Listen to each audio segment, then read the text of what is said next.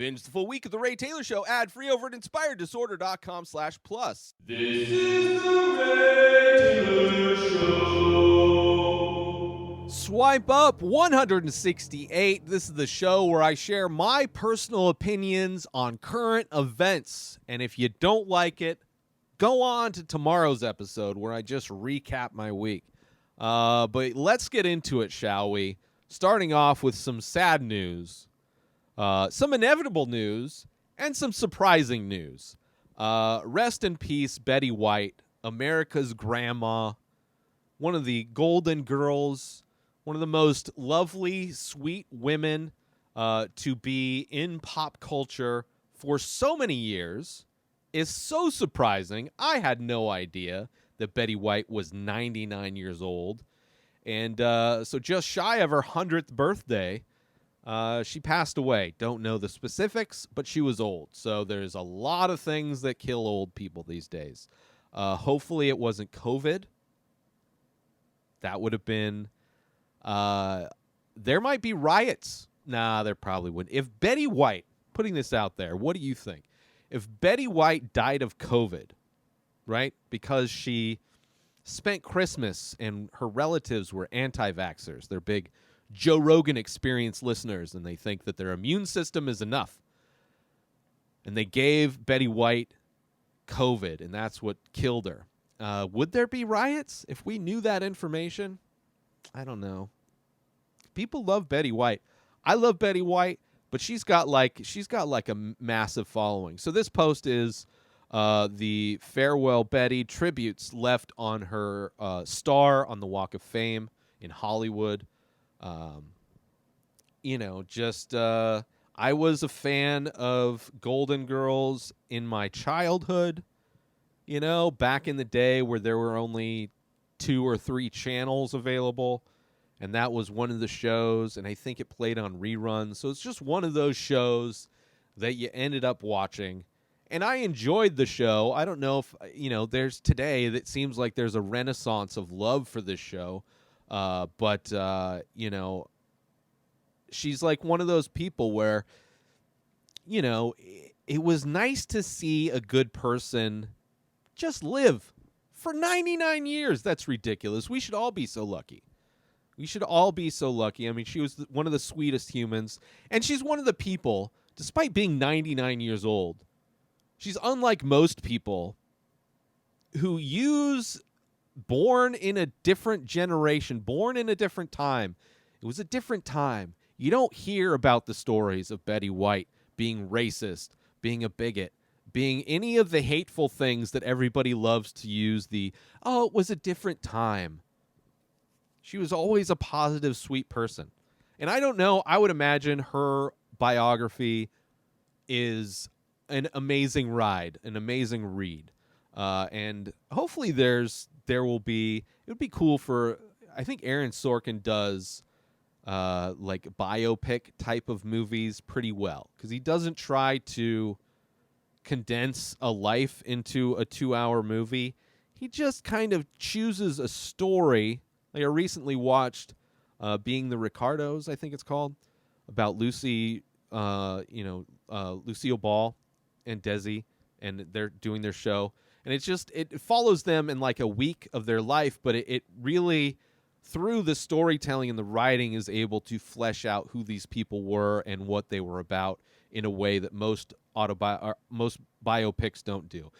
So I would love to see, it's one of the few things I enjoy from Aaron Sorkin, but I think I really enjoyed how he did that movie. And I would love to see him do one about Betty White. I'm sure there's tons of stories that I have zero knowledge of. But yeah, just one of the greats gone. But like so many of these famous people that are dying, which is happening left and right, none of them, I guess Robin Williams was like the biggest one for me. That one hurt. Anthony Bourdain kind of hurt too. Both of those being suicide. Brody Stevens, which, I was only becoming a fan of. Got to see him perform only once or twice. Saw him on many but it's like when they kill themselves heartbreaking. But a lot of these other people, like Betty White, despite I'm sad of her death, I'm happy she lived a long and assumably very happy life. So that's great. So rest in peace, Betty White.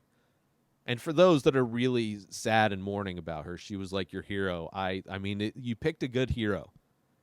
Like, people that follow Betty White and like admire Betty White, I understand that far more than like just a lot of other. It's weird how people idolize people. Anyway, The Many Faces is an ongoing abstract ink portrait series that I started many years ago. I release a new face every day, but go to inspireddisorder.com to check them out. So many available. But as a listener to The Ray Taylor Show, you can save 10% when you use coupon code INSPIRED when you check out. So go to inspireddisorder.com/TMF, that stands for The Many Faces. Go check them out, browse the entire collection, and when you decide on a piece, or maybe multiple pieces, make sure you use coupon code INSPIRED when you check out, and you'll save 10%. As a big thank you for checking out my work, for collecting my work, and for listening to The Ray Taylor Show. And with that said, let's get back to the show.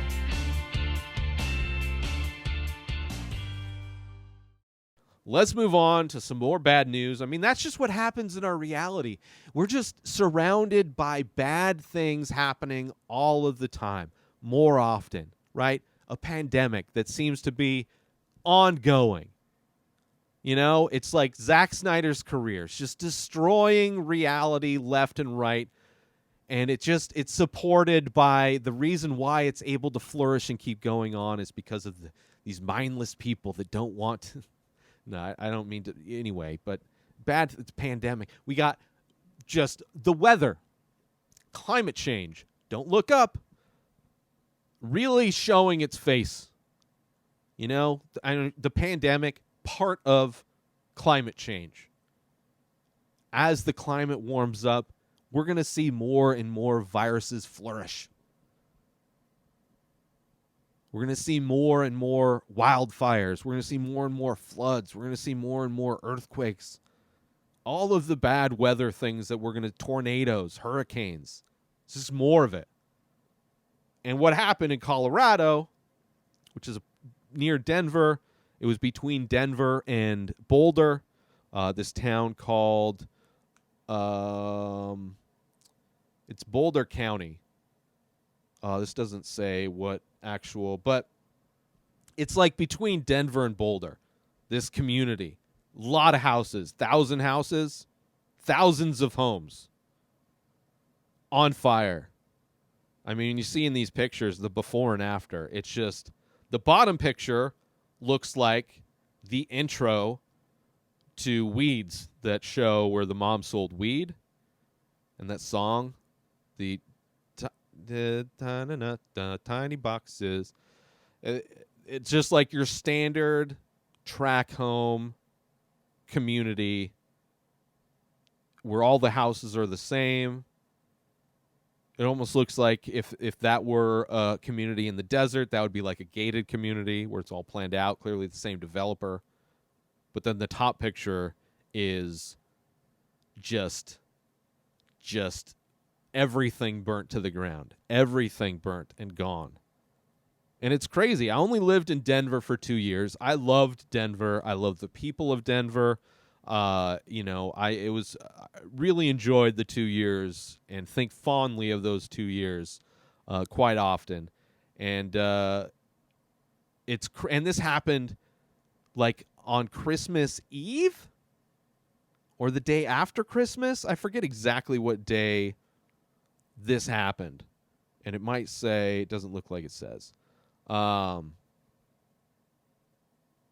yeah.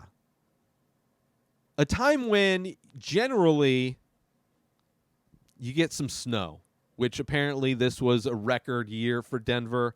For the longest, they've gone without getting their first snow. They've gotten snow. They actually got snow like a day or two after these fires. So there's like pictures that you can see also online of just all of these burnt down, this entire neighborhoods just eliminated from existence, covered in snow. It's a crazy reality we're living in, which is also one of my favorite podcasters, Jeff Kanata, just recently moved to Denver from LA. He's the host of the Filmcast, which is one of my favorite podcasts. And he just moved from LA to Denver. I think I don't know if he moved to the Boulder area. I hope he's nowhere near this. But still, the fact that this happened at all in Denver, in that area, I mean, the thing about Denver is that it's a lot of wide open spaces, a lot of greenery. Clearly, that greenery dried out, especially, I'm sure, dried out even more considering they hadn't gotten any snow for so long. But, yeah, kind of a scary spot to be in a lot of ways. Because, like, all of that vegetation, when that dries out, that's just a huge tinderbox.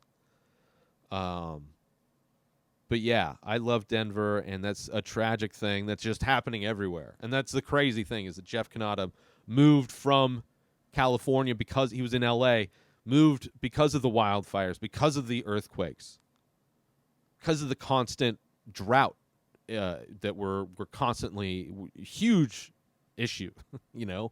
Like, there's the only water we have is going to big corporations that are selling it back to you. But yeah, he posted a thing. Is Denver going to start getting earthquakes now? Which, yeah, maybe. I don't know what kind of fracking is going on in that area, but that will definitely bring. I remember one of the first things I noticed when I got to Denver, I got to Colorado, is all of the propaganda, all of these commercials funded by the oil companies talking about how amazing these oil companies have cleaned up the environment after they did their drilling and how amazing life is. Like, it's just a lot of propaganda from there. So there must be tons of oil companies in and around Colorado that clearly trying to make sure the people in those areas think that their being there is a good thing. But yeah, just a tragic thing to happen. Hopefully the Kanata family is safe and remains to be so. Let's move on, shall we? So as you know, every Tuesday I do a episode recap of a TV show. I'm currently doing Squid Game. Recently, yesterday, I did episode 8, so there's only one more episode to go of season 1. But it was announced not that long ago that Netflix had picked up a second season of Squid Game, which the creator of Squid Game, took 10 years to get his project sold. 10 years of rewriting and fixing and molding this piece of work.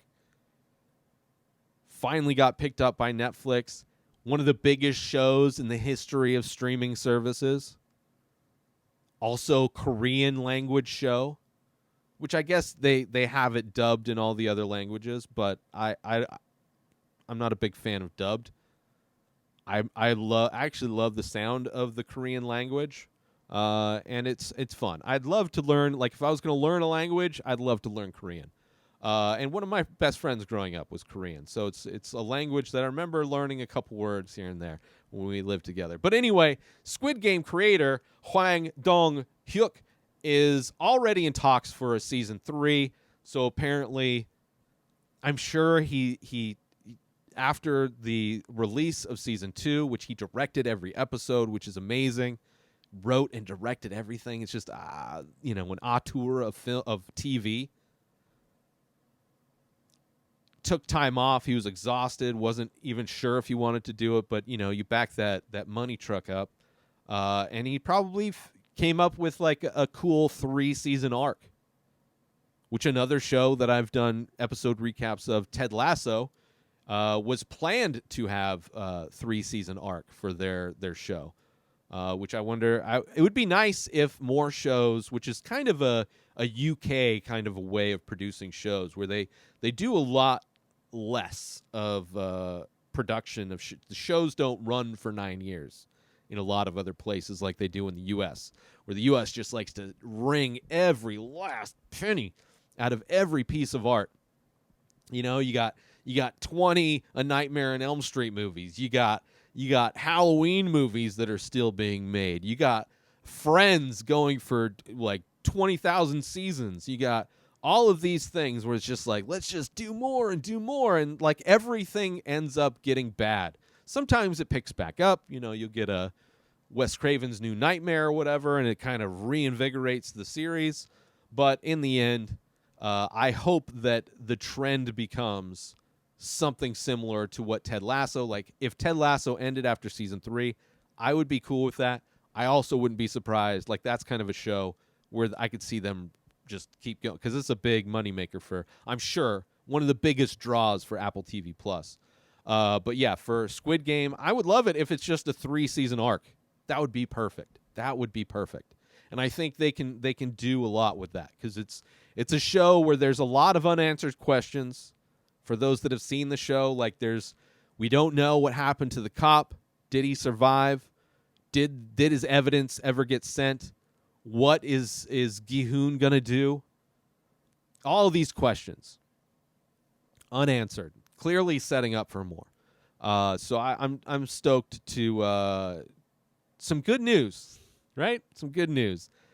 A talented creator is getting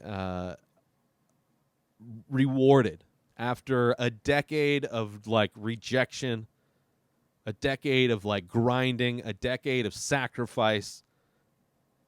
He hit it out of the park, and it looks like hopefully they're taking care of the dude. And maybe they'll get some writers, maybe they'll get some people to help him out. I'm kind of scared of that idea, getting writers on board and getting other people, and it's not his voice, but maybe it'll be better in the long run. Either way, I'm excited, interested to see where it goes. Join Inspired Disorder Plus today. Head on over to inspireddisorder.com/plus to join. Membership includes members-only discounts and deals. You get access to the Ray Taylor Show completely ad-free, as well as bonus episodes. You get access to the complete live painting archive. You also get access to every single podcast ever produced by Inspired Disorder, hosted by Ray Taylor. You get access to Ray Taylor's personal blog, as well as the opportunity to ask me any questions. So if you want to start a podcast, you're into art, ask me anything. And so many more things are being added every day to Inspired Disorder Plus. So sign up today, become a member, head on over to inspireddisorder.com/plus and become an Inspired Disorder Plus member today. And last but not least, right on back to bad news. Right on back, but it's bad news. It's like a trend. It's a dangerous and disturbing trend that we're seeing. This father allegedly drove 14-year-old son to the store to commit murder, police say. Kyle Rittenhouse had his mom drive him and his gun across state lines to go murder 2 people. Got away with it because they were in Wisconsin, and let's just say Wisconsin runs by their own rules.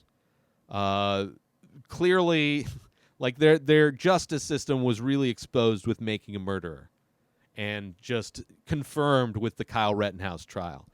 But this trend of parents, and of course, you know, the school shooter, and then the parents tried to flee to Canada, but they couldn't get in because they weren't vaccinated, right? Clearly the parents were, like these parents that are almost guaranteed encouraging their children to commit violence.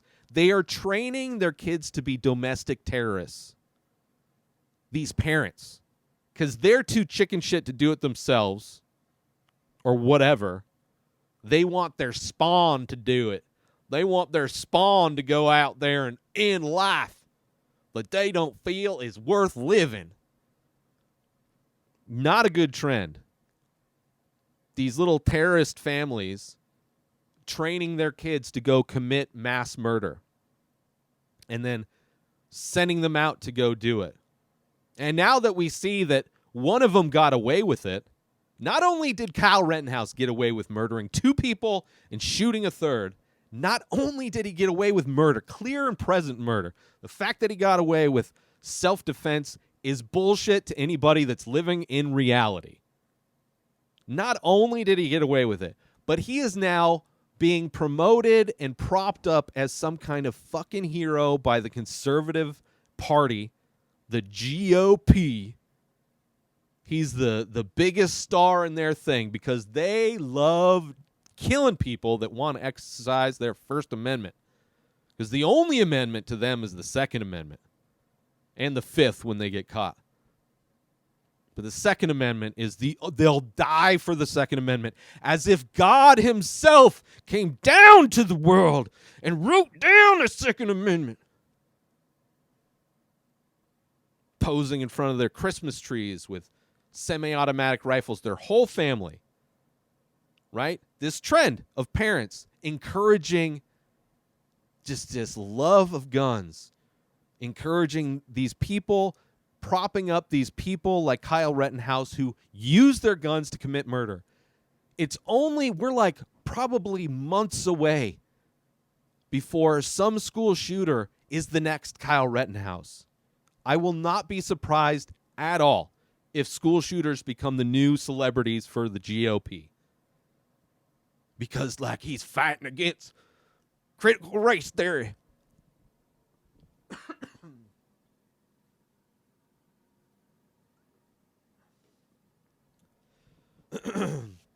But yeah, 33-year-old Richard Acosta has been arrested in connection with the incident after turning himself into the GDP. His bond was set at $1 million. Police are now searching for 14-year-old Abel Elias Acosta, who allegedly shot and killed 3 teens and injured another.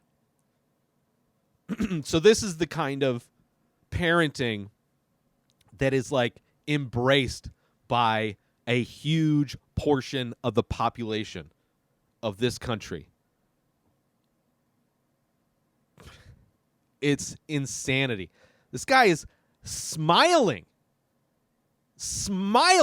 in his photo. He is proud of what his son did. He is proud, just as Kyle Rittenhouse's mom is proud that her son killed those looters. Just as the parents who tried to flee to Canada were, I'm sure, proud of their son for going into their school and killing people. Disgusting. It's just like a disgusting time to live. So in a lot of ways, I have a lot of jealousy towards Betty White and all of these other celebrities that are just leaving this world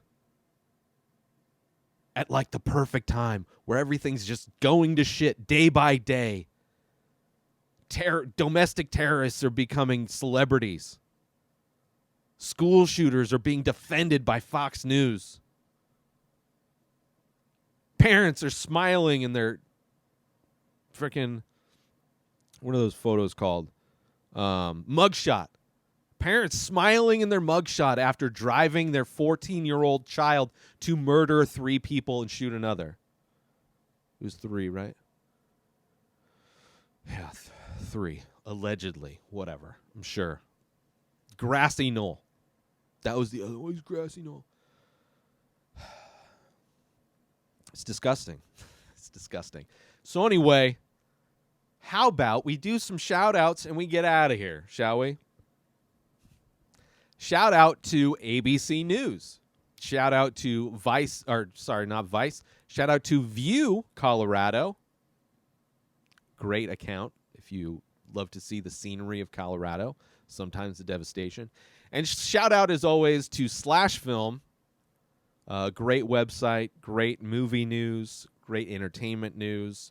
And most importantly, shout out to you.